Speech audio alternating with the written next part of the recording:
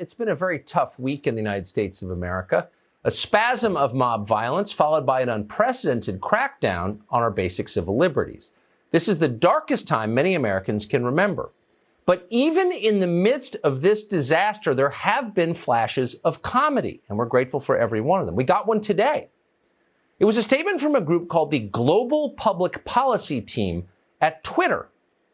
Now, you may have thought Twitter was just a social media company run by some bearded ethereal pothead in downtown San Francisco, but not anymore. While you were sleeping, Twitter got bigger than you ever imagined it could. Twitter is now an independent nation state with its own National Security Council, an interagency constellation of foreign policy experts whose job it is to manage the world's affairs. So Twitter's Global Public Policy Team is really the company's own NSC. So the global public policy people weighed in today, as security councils do, on the upcoming elections in Uganda. And here's what they said about those elections. Quote, ahead of the Ugandan election, we're hearing reports that internet service providers are being ordered to block social media and messaging apps.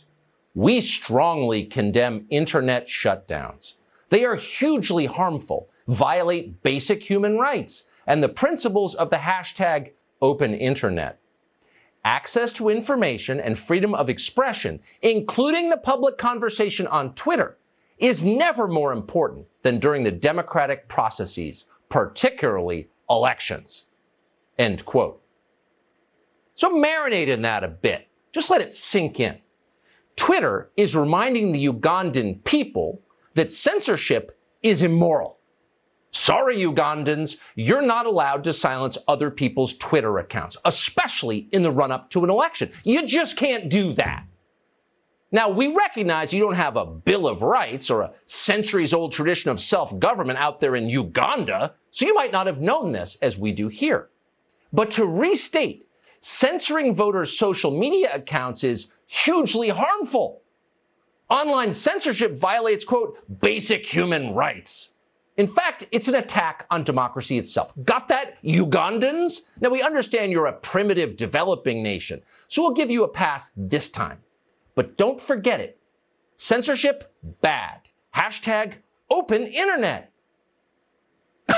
It's almost too good. In fact, we checked to see if it was real. It is. Twitter actually sent that, which only proves that the tech monopolies are even worse than we thought they were. Not only are they cruelly authoritarian and totally dishonest, as well as limitlessly ambitious, but they are also, and we didn't know this, childishly stupid. They have no idea how they appear to others. They can't see themselves. They lack even a glimmer of the ironic self-awareness that is a prerequisite for wisdom. They are idiots. They don't even get their own jokes. On the other hand, none of this is really very funny. It's terrifying. We don't need to convince you of that. You have seen the crackdown and the censorship all week long. And you sense all of it is going to get worse, and you're right about that. It is going to get worse. So tonight, for once, we are going to forego the long open, and we're going to let others talk about what we're seeing right now. You're about to hear from two people, one from the left, one from the right, but united in their belief that the freedom of speech is the foundation of all that we have in this country. Without the absolute right to say what you believe, you are not a citizen. You are not even fully human. You are a serf. Glenn Greenwald is a lifelong man of the left. He did not vote for Donald Trump. He opposed, in fact, many of Donald Trump's policies. But above all, Glenn Greenwald is a defender of the principles of the Enlightenment. And he is unyielding in that. Totally unyielding. So unyielding, he was recently driven from his employer, and he now writes independently on Substack, where we hope you will support him. Then we will speak to a lifelong man of the right, someone whose biography and views, and indeed whose face you know well. Glenn Beck joins us in a moment. But first tonight to Glenn Greenwald. Glenn, thanks so much for joining us. So we really appreciate it. So this statement from Twitter encapsulated so much of what is happening and what is yet to come that I have to ask you about it to begin.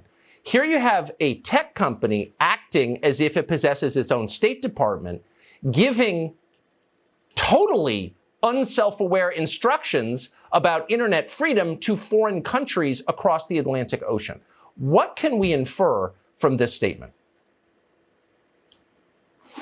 Well, I do think that the tweet to which that alludes and that you were alluding to in your opening is an event that we need to pause and think about, because to me it was one of the most alarming events to take place in American politics in the last decade, which is that in the weeks up to the 2020 election, Twitter and Facebook united to ban any discussion of reporting by the nation's oldest newspaper, the New York Post, about documents regarding the Biden family, the front runner for the president of the United States, that everyone acknowledges were completely authentic. They simply censored any ability to disseminate discussion or reporting about the leading presidential candidate whom they wanted to win. In other words, doing exactly that which they're now lecturing the Ugandans that you can't do without violating the spirit of the open internet and attacking democracy itself. They're right about the principles that they expressed in that tweet. The irony, though, the really sick, dark, and dangerous irony is that they themselves are leading the way, not just Twitter, but Facebook, Google, Amazon, and Apple, in doing exactly that which they're lecturing other countries that they can't do. And I think the broader point, the more important one, Tucker, is that these countries are acting like nation states, more powerful than nation states, because that's what they are. Facebook, too, has committees now, the way a government would have committees, studying what is true and what is false, what kind of speech is dangerous, what kind of speech isn't dangerous. And that's why the amazing thing is that in the wake of Twitter and Facebook's ban of President Trump, you had numerous democracies around the world who have no love lost for Donald Trump. Quite the contrary. Chancellor Angela Merkel in Germany, the president of Mexico, French ministers who came out and said this is extremely dangerous, that Silicon Valley is anointing itself the world media that controls and is more powerful than other democracies, because they know that's coming for their democracies as well. So you did some reporting today and yesterday on what happened to the social media app Parler, which was expelled really from the internet, shut down by Amazon Web Services, biggest server farms in the world, on the pretext that they somehow contributed to the violence that we saw last week at the U.S. Capitol. Tell us what you learned about Parler's role in that riot on Wednesday.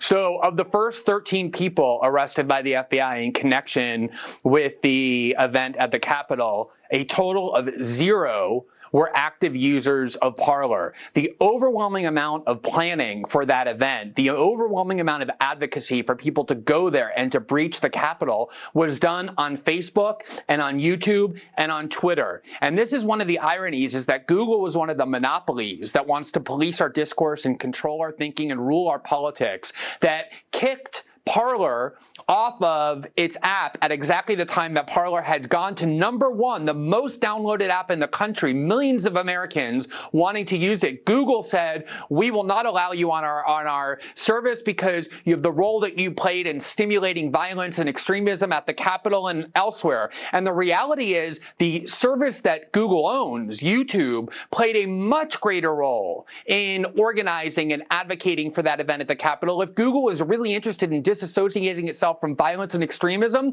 they wouldn't disassociate themselves from Parler, but from YouTube. And you had Democratic politicians like AOC and others demanding that Google and Apple kick Parler off, using their power as officials in the party that's about to assume control over the government, and they then obeyed. But why weren't these Democratic officials demanding that Google and Apple kick Facebook and YouTube off of their platform, since they played a much bigger role? Because they donate and pour huge amounts of money into the Democratic Party and are their allies. And that's what is so menacing here, not just the censorship from Silicon Valley, but the partnership they're in with the party that's about to take over the Congress and the White House.